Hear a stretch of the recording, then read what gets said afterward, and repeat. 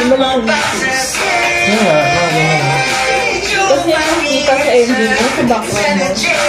Saan background ko na? Sa ending mo. Ito yung kita. Oo. Diba sa stage? Sa stage, Tapos may set design ka na doon.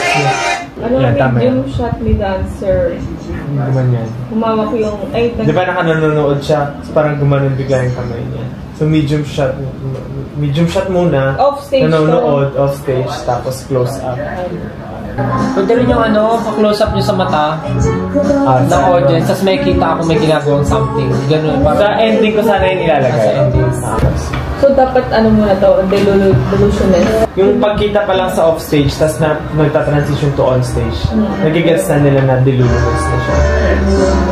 Tapos lumalayo. Baka may mga tao sa likod na parang Lalakad ka, habang naglalakad ka. habang lalakad yung mga tao sa likod na mga gagawin. Damn it, it's so pretty.